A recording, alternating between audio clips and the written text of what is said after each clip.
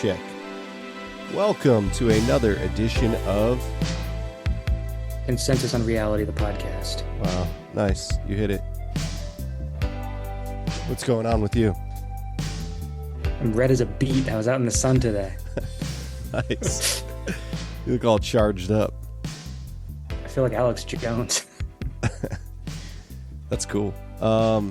Yeah, so I guess we're gathering here today to maybe put a temporary pin in the Law of One raw material that we've been looking at. I guess kind of considering the greater work at large of Don Elkins and his channeling medium, Carla Ruckert, and also and Jim. life partner, as well as Jim McCartney, who was the scribe. So we'll do a little bit on public and a little bit on Patreon. If you're not a Patreon member, for only $5 a month at patreon.com/consensusunreality, you get access to 5 years worth of our full episode archive, regular exclusive episodes, completely ongoing. We put a lot of content on Patreon. You can also get access to our printed materials, our printed Journal of Shells. We just mailed out, and that came out really awesome. It was like 46 pages of material, archival and new. So we do a lot of stuff over there. We're not really doing the whole YouTuber thing. I don't really know if that's in the cards for us, but I could do it. You could do it, maybe. Yeah, I'd like to see that. I'd subscribe to that channel. I need a cinematographer and what else do they have? You need a blue piece of cellophane right now, dude. You're looking red as hell. Yeah, I'm red. I was in the sun. I was in a graveyard. Okay. So patreon.com/consensusunreality. That is the best place to support this podcast. I think we get into some weird corners of the occult, paranormal, UFO, flying saucer lore, and the connections that we might dig up in between all that mess. So check that out. Okay, Ben, I'll start out here. All right. We did our first episode on Law of One, the raw material, a couple weeks ago, and really kind of also focusing on Don Elkins and Carla Ruckert's book on UFOs from about 15 years. 10 or 15 years earlier? Like 10 years. Secrets of the UFO, which I'm liking. I'm still kind of paging through that one.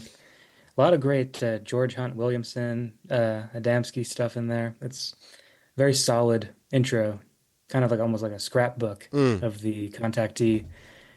We'll probably get into it on the Patreon side, but I've been diving deep into that milieu recently with a lesser known figure out there. It's been kind of fun. Ooh. Nice tease. I like that. Yeah, so you're going to want to sign up. But as far as the Law of One stuff goes, I'm shocked how successful it is. It's not that it's bad. It doesn't remind me of anything all that different than a lot of the channeling stuff out there. And so I think that the recipe for success in founding like a quasi New Age religion is just perseverance.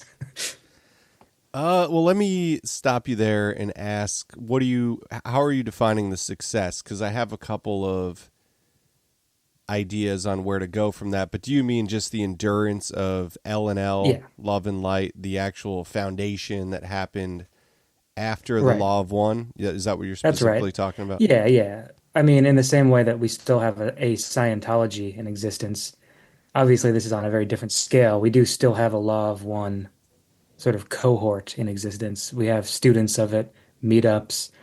And of course, there are others like this, but it does feel particularly still thriving in a way that very few of the little groups that got started in the 50s through the 80s, not all of them stuck around after the death of their main, people.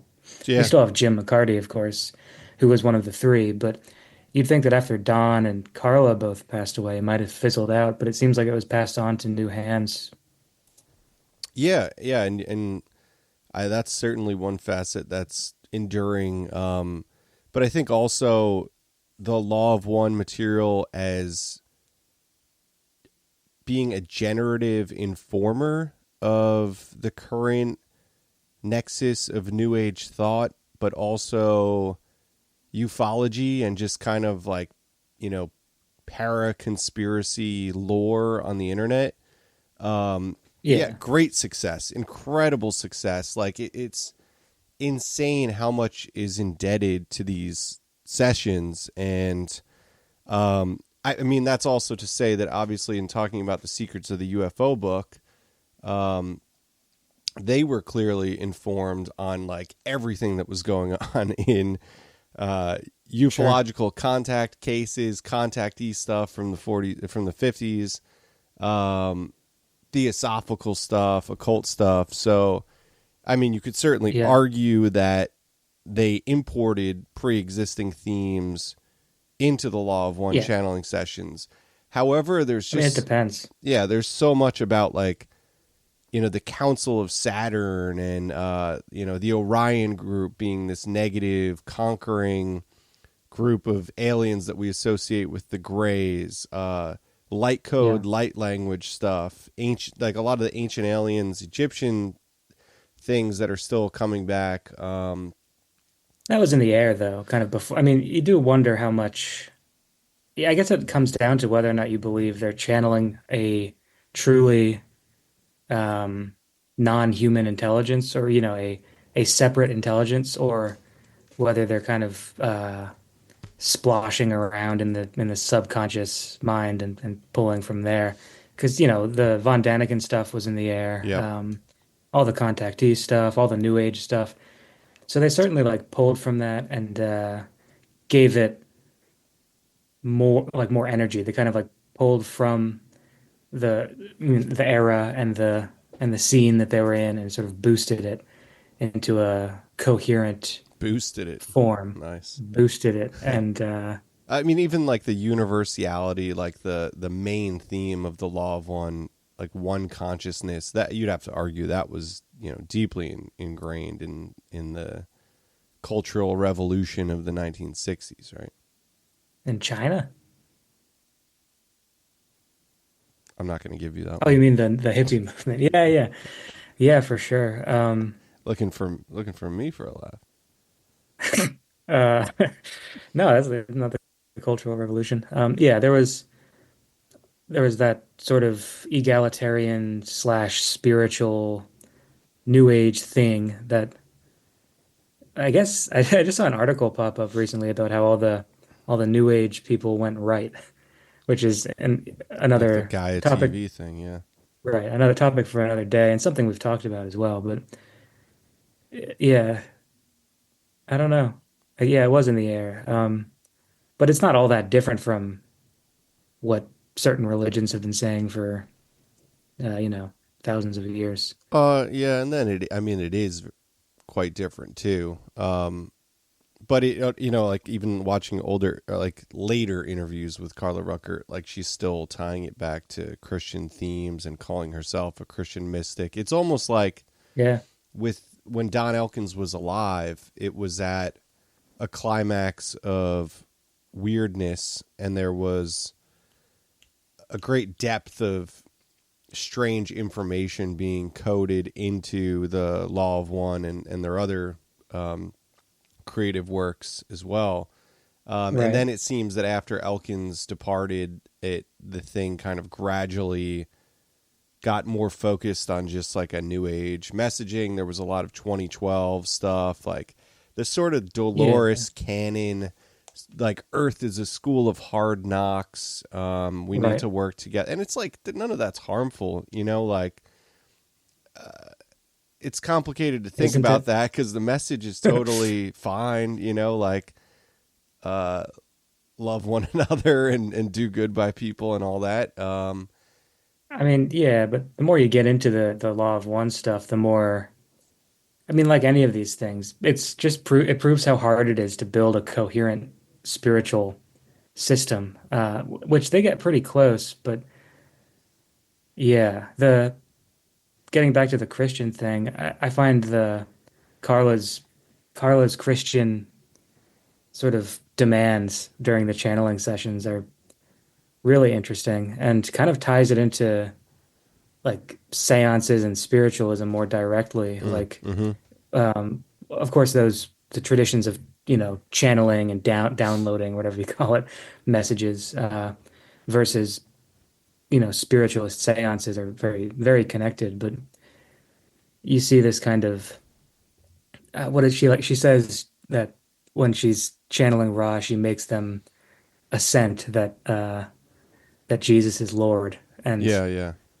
and so that's really interesting. And Ra And it has no problem with that. Who always says, "I am Ra." yeah yeah that's weird too. I mean, formally, it's a really interesting body of work, Well, almost let me jump in almost there avant-garde. for a second, because to color this thing, there's a whole group of like weird channelings that happen from the 1950s into the 1980s, where you have the Nine group with Andrija Puharich that we've talked about in length, and the Egyptian Ennead of the Nine being channeled, Yeah, and like all, and even like with I just saw that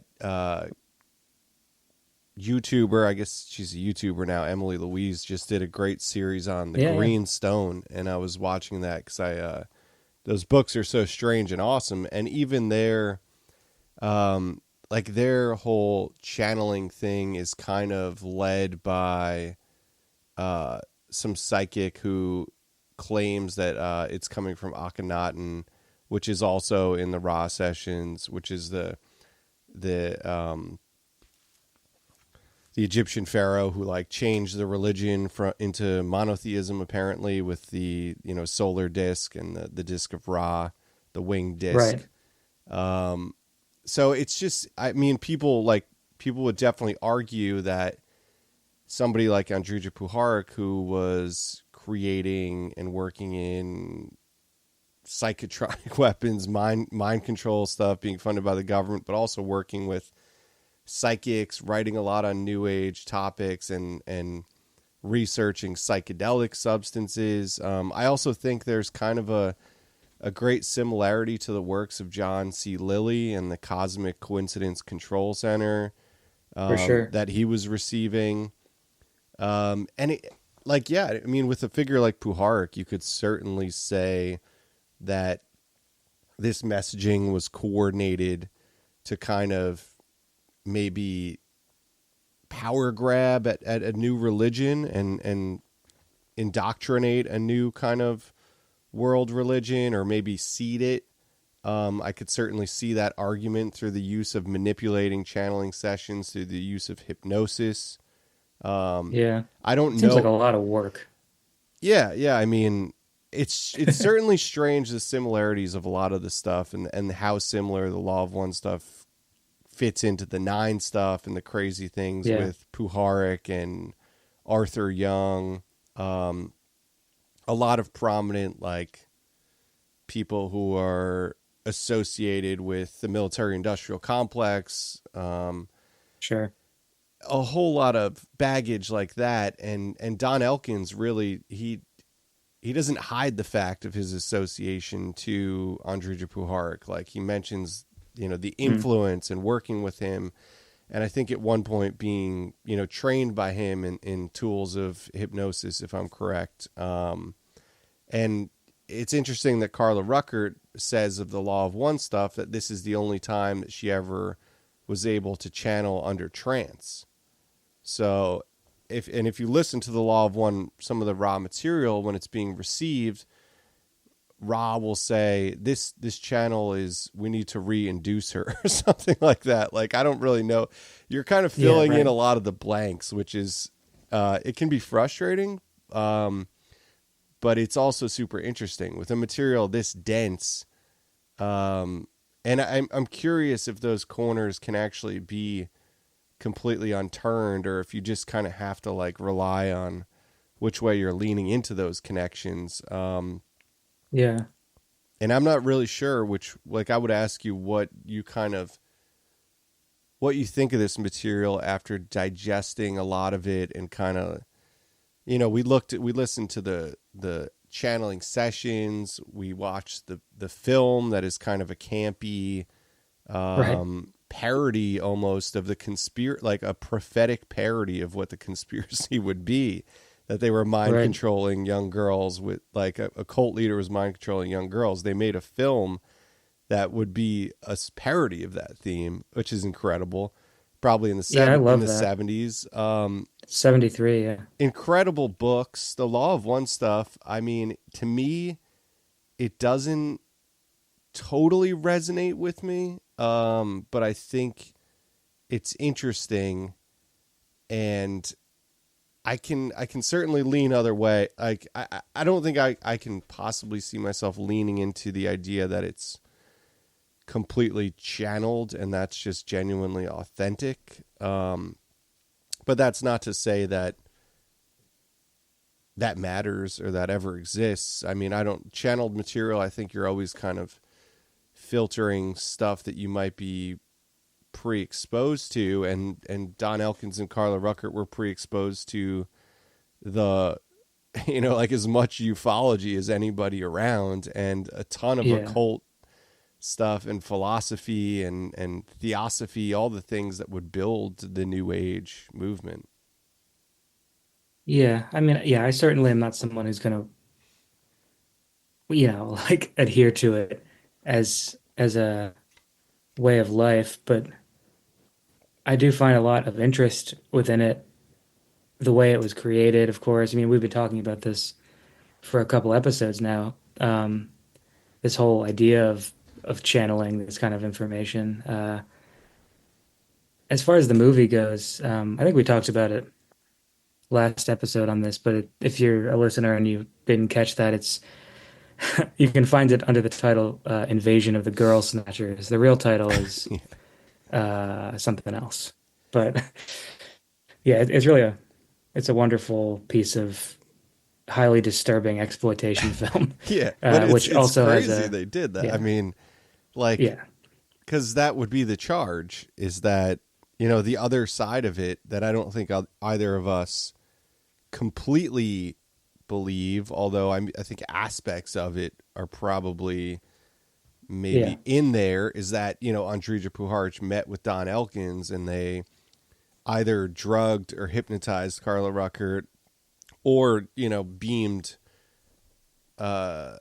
with some kind of directed microwave technology, like thoughts into her like resonating skull or something, which this technology did exist back then. Like, I have to correct myself, I yeah, think on the first episode I looked into it after, and that technology is actually quite old. So the potential is there for some kind of like radio interference,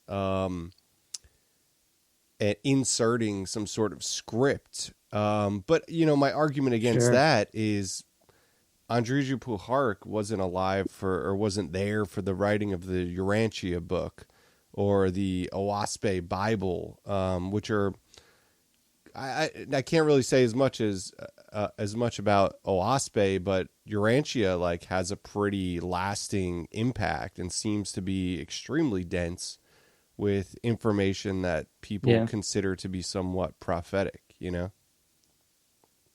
yeah. That's one we should probably try to dig into someday, or at least think about, because it's yeah, that looms large in the channeled literature.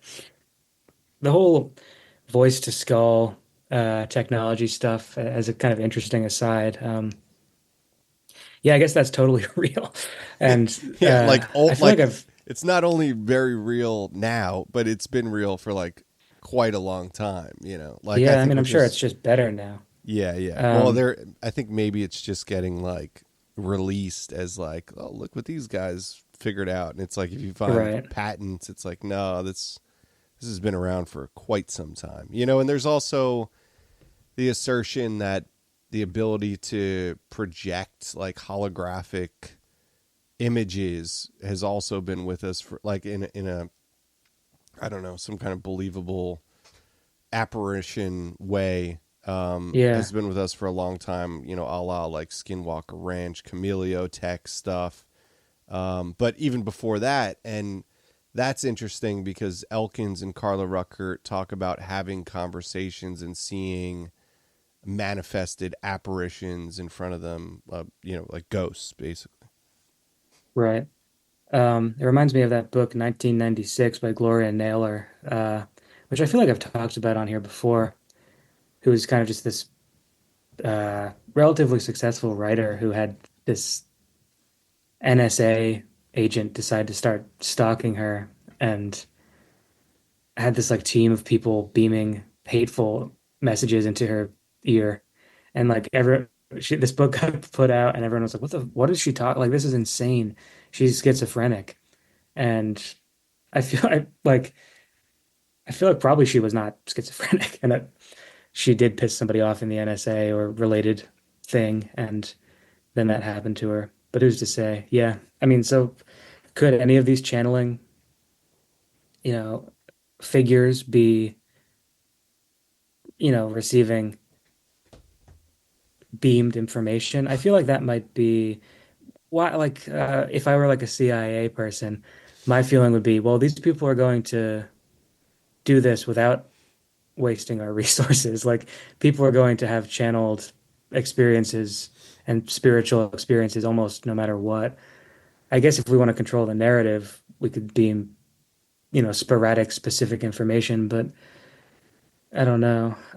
I guess it depends if you think that all of the new age sort of philosophical information that was channeled is just propaganda for a certain kind of worldview. It depends if you think that, then I guess Yeah. it's probably possible that a lot of it was this manipulated, crazy ass technology. I But tend I to don't know. agree with you, and not to say that they weren't experimenting with that, and that some of that is a part of this whole Yeah, phenomena. I'm sure, um, but at the same time, it seems terribly hard to actually control and coordinate, like and successfully right. co-opt. I mean, like even the nine briefing from deep space thing is like a kind of like bumbling mess of situations that they're put into.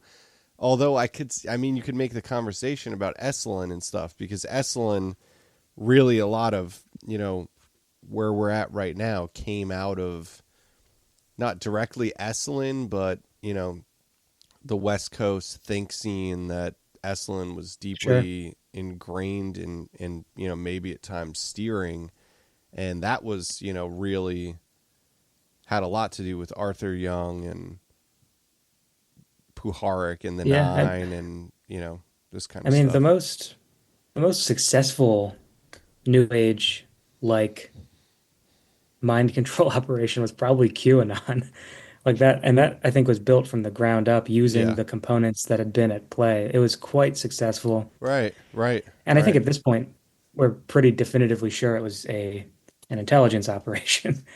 Um, you know, I'm sure people on either side of the conversation would argue against that, but I think if you're looking at it, it's it's pretty clear that it uh, had its roots in intelligence. Its purpose is maybe still slightly foggy, but I think we're far enough out now that we can see what that was. And they didn't need, I don't think they needed to use the guise of a divine inspiration situation. All they really had to do was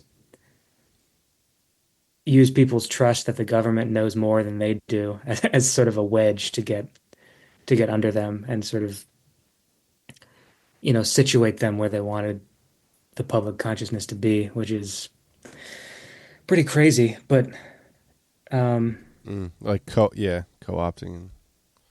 I mean, all of it, like it's look, we like now that we're out of it to a certain extent, like it still exists, but I feel its moment has certainly passed.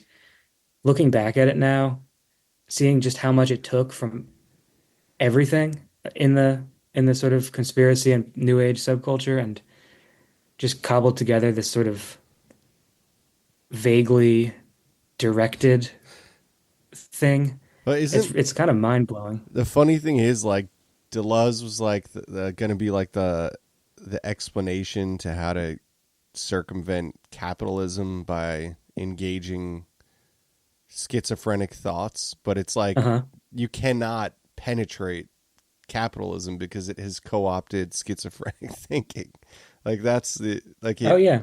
it co-opted and weaponized that line and Yeah, commodified it. absolutely. Yeah. Yeah, there's no way out. I mean, there are ways out, but they're all individual. Yeah, it's I gonna mean, build there's itself a yeah, fucking spaceship and blast off. right. So yeah, I think we're past, I mean, I'm no like theory head, but I feel like we might be past the point of that diagnosis or that prescription being, you know, reasonable for our situation because we're living in a time that, has already incorporated that theory into itself. Yeah. And oh well, they're just gonna beam thoughts at people, I guess. I mean, like if that was what they were working with in the 70s, and if it has developed, I mean, all the, the we have a computer in our pocket thing, it's Hmm. of course they might just be beaming personalized mind control through your phone or your computer. Of course, that's where it would go. Person like AI tailored mind manipulation. I guess that's probably where we're at to some extent. Yeah, I mean, it's not even, I don't even think it's got to be that complicated. I think it's just like ever more subdivision into like Yeah. compartmentalized control groups. Yeah, just quarantining your beliefs and whatnot. But it's That's more fun to talk bleak. about, yeah, to talk about aliens from Egypt. Yeah. There's like an element of exotica in this, right? Like I think that's why I wanted to Of talk about course. it in our Pulp Magic series. Shout out Pulp Magic. Check that out. We got a couple public, and the whole series is on Patreon. That's like a 4 episode long form we did in the summer, kind of exploring exotic themes in occultism and New Ageism, um, and kind of like these simulacric facades that are put on these things. And I encountered, I guess, an interesting thought about that. And even when you hear Don Elkins and Carla Ruckert talk about their experiences with phenomena, and Uri, Yeah. especially Uri Geller, and that's a rough one because you can see what Uri's up to now, and it's like I don't want to have like these people that I believe in talking about like how great Uri Geller was. Although maybe it doesn't matter what Maybe he you're. was. Yeah, yeah, and but anyway, the whole thing is always, well, it happens when people believe in it. And Yeah. I kind of was like on this weird line of thinking about exotic facades, and how absurd it is when you kind of hear the law of one raw stuff, and you're like, do I really have to see this? I don't know, false Egyptian kind of Epcot Center, Right. new age thing. Like, is that really going to be the delivering mechanism to transcendence? But there's this whole thing, I guess, like in this piece, the perfect filmic appositeness of Maria Montez, who was the queen of uh, what do you call it? Kodachrome Technicolor. She was the queen of Technicolor, and she was in these like campy Huh. exotica jungle movies. Yeah. And the Jack Smith, who was kind of like a pioneer in trash film, he went on to inspire Warhol and John Yeah. Waters. In that piece, he kind of writes about how like you can only experience the true majesty of seeing Maria Montez as this exotic jungle princess if you just like you're not looking at the campy like crappy exotic kitschiness and like getting a rise out of it. Like you're getting past that layer, and it's almost like in a Catholic sense like the transubstantiation of those Of forms course. that Yeah. you like absolve them and then you allow yourself to actually experience the majesty of the theme or whatever the symbol is Of course. truly delivering beyond. Like Yeah, the yeah. symbol is just the mechanism. That's a Jungian thing too, right? That's like, and that's a I mean, Joseph that's yeah, Campbell thing, that symbols are imbued with this divine essence.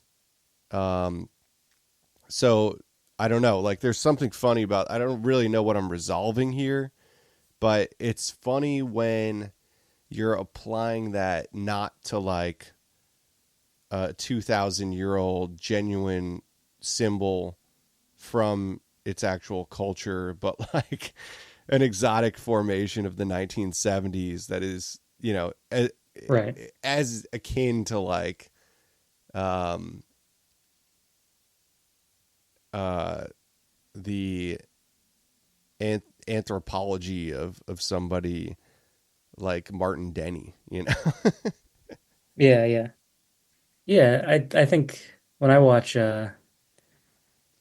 B movies, those kind of campy things, I know exactly what you're talking about. Although I hadn't put words to it. It sounds like a great piece of writing about it. Yeah, it's similar to how you read anything that's, imperfect, or how you approach any kind of the things that people approach with this sort of ironic detachment, um, are often good on their own terms as works of art if you approach them with this sort of uh, I don't know what the word is, like this overwhelming relieving of expectation and just sort of looking at what they were trying to do. It's like watching a play. It's exactly the same thing as watching a play where you are aware that it's actors and yeah, all of that stuff. Or any kind of religious ceremony as well. You kind of have to give into it to experience the effect. It reminds me of watching like my favorite movie, Simon King of the Witches, Hmm. where that movie is, despite its extreme campiness, it's sort of the way it sort of hinges on maybe Poke Runyon's time in LA as a wandering magician. Um, Despite all of that, or maybe because of it, it's this weird magical formation that could only exist then and will never exist again, but it's still sort of trapped in this crazy time space thing. Um, and that's the same could be said of any of that era of film. And weirdly feels like it cannot be said of a lot of film today, and I don't really know why. Or I don't know what the difference exactly is. Is it film itself? Is Yeah. digital worse? I don't think, because Uh, Inland Empire feels the same way, and that's digital. I mean, who knows? But yeah, yeah. Yeah. That's interesting. Not to be able to see its artifact at all in current stuff. It's certain like Don Elkin's search through the ufological, through material that was much considered to be pulp, his association with yeah, Gray Barker and George Hunt Williamson and, people who were largely considered to be quacks. But, a lot of like legit people too, like George Van Tassel, and like it's just absorption of the whole thing. His search for like an alien authority is really interesting to yeah, me. And obviously it's a very 20th century thing. There's I forget who wrote about this, but that like the exotic zones of dragons and, foreign lands, unseen worlds. Like once we expanded the entire territory, there was only room to look towards space for, yeah, religion, for or the guidance, or for past. for the past, for the future, um, for conquest, obviously, like the next frontier. Um, but yeah, I don't know. I just see that desire in the UFO movement to be transcended in that way. And especially in Mm. America too, it's a really interesting thing to consider because I don't know. It seems like everybody here has just been alleviated even more from some possibility of like an atavistic faith, and I think that's why the whole UFO thing is so prominent here because so many people, especially people, you know, who have deep roots from colonialism like don't have actual roots in anything else. It's kind of, you are that Yeah. stranger in a strange land. So it just does feel like this place was super susceptible to the birth of that new religion, and it's why it's such a fixation still. Just because we're just Yeah. kind of dislocated from everything else, and I don't mean Native Americans, because they're not dislocated from it, but um, Sure. everybody But yeah, else who's history is yeah. immigration to this place. Yeah, I mean, it reminds me of like hoodoo or like any of these weird kind of homegrown American yeah. syncretic, like weird um, conglomerations of different religious aspects. Like the New Age stuff is exactly the same as that. See Carla's insistence on having Jesus be involved in it. Mm. It reminds me of, Mormonism and Scientology. sure, There's a deep connection to Scientology and all this stuff too, I think, and there's a lot of pretty much anywhere. Scientology stuff in the language of the Law of One channelings. Like there's a lot of It feels, similarities. yeah, it feels a lot like it. I mean, in the way that um, the process was kind of a Scientological heresy that became its own thing, the process church. A lot of things I think are kind of splitting out, and we're in that weird moment at the beginning of religions where there are a bunch of them competing to be the real one, and they're all kind of informed by the major one being, Christianity and Islam as well to some extent. Was Elkins Uh, did he grow up a Christian scientist? Am I recalling that Rings a correctly? bell. I don't know. Somebody I Maybe, looked yeah. into recently grew up a Christian scientist, and it seemed to I mean, inform. that's an interesting religion in itself. Yeah. Yeah, so I was kind of concurrently with finishing up with the Law of One stuff. I stumbled on an interview on Eric Davis of High Weirdness, the book of that. He had a podcast, I guess. Maybe he still does, but he interviewed a scholar of poetry, Stephen Yenser, about James Merrill's book, The Changing Light at Sandover, which is really it's a channeled text. I mean, Merrill's like one of the most precise, insanely virtuosic poets that America ever produced, and is the heir to the Merrill fortune. Mm. So he had stuff to play with. But his biggest book was this, The Changing Light at Sandover, which is a trilogy of long poems based on Ouija board sessions with his partner David Jackson. And I mean, it's one of my favorite books. I've read it a few times, and some of the cosmology that comes into play in the second and third book about the reincarnation of souls and souls being destroyed by the nuclear blast and not being able to ever be reincarnated. A lot of the sort of cosmology and spiritual science of what the angels and the entities tell Meryl in this book feels very similar to the stuff that uh, was being channeled through Carla in The Law of One, with much less UFO stuff. There's hardly any UFO stuff in Meryl's book, but Mm. Isn't it interesting too how they talk so much about the fourth density, and Strieber's yeah, new book is The Fourth Mind, which is kind of relating a similar theme that we must transcend into this fourth density or integrate into this fourth mind. I mean, I see Strieber as being somebody who's very cagey and well read and knows how to integrate themes into his books, and isn't just kind of organically generating that himself. Obviously, you have, Close Encounters of the Fourth Kind as well. I mean, but right. Yeah, the numbered levels of existence. I think that comes to play in Meryl's book as well.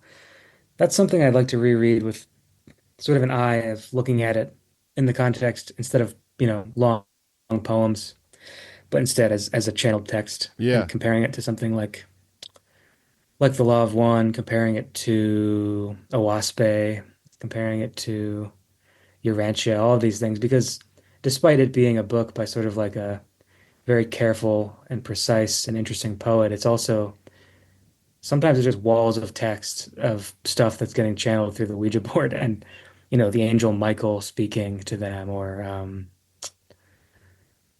the spirit of an Egyptian like young man who died in around the time of Christ, like all this kinds of, these kinds of weird stuff that feels relevant to this uh area of study. Yeah. So This thing of it's been kind of Oz. interesting. We need some like positive Ouija stuff anyway, because everybody's Yeah, getting well, so this is negative about Ouija. yeah, Uh, yeah. This is not all positive, but it is pretty incredible.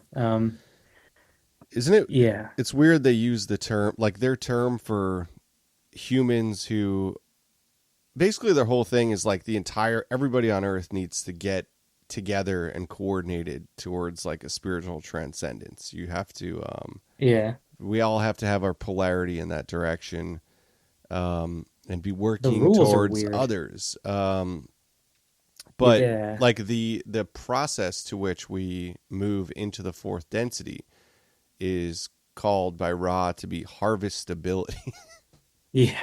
Yeah, it's really weird. And the service to others versus service to self Yeah. being this large thing, and like how you only need to be slightly more than half in service to others to be harvestable, but you need to be like 95% service to self, which I think is their kind of way of explaining evil, perhaps, and how evil can be, without using the word evil, how evil can be successful, or how there can be evil entities, or, they wouldn't call it evil, I guess. They'd call it entities that are self-serving or something like Yeah, that. a lot of it thematically is that you have to like be able to see that you would have been able to go to those points of doing the most awful things on earth because if you were in a certain situation or something, which is, I think is a hard theme for a lot of people to get down Yeah. with. But Well, yeah, I we're all don't. kind of living it. I mean, Yeah, all like every day, everyone's choice is whether to. they're Venusians. They're Venusians, Ben.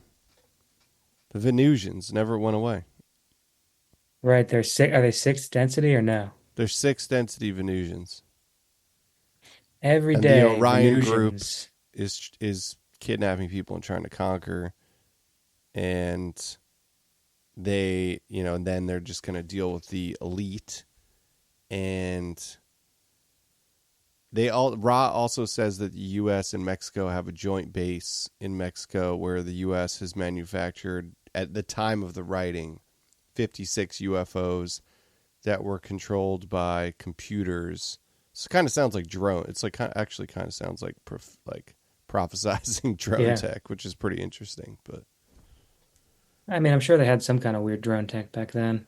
Uh, who knows? Yeah, it's a really interesting kind of world that I kind of avoided for a long time, the Law of One stuff. And I'm glad we kind of at least dipped our toe in it. I feel like it's hard to know all of it without kind of joining the community. yeah, yeah, yeah. I mean, can't experience the majestic unless you absorb the pyramid, I guess. But they have so much interesting work.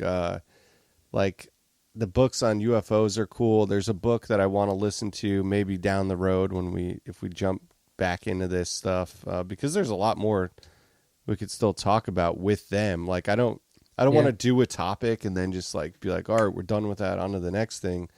Like right. really, I mean they're pretty interesting, and there's a lot of shit they did.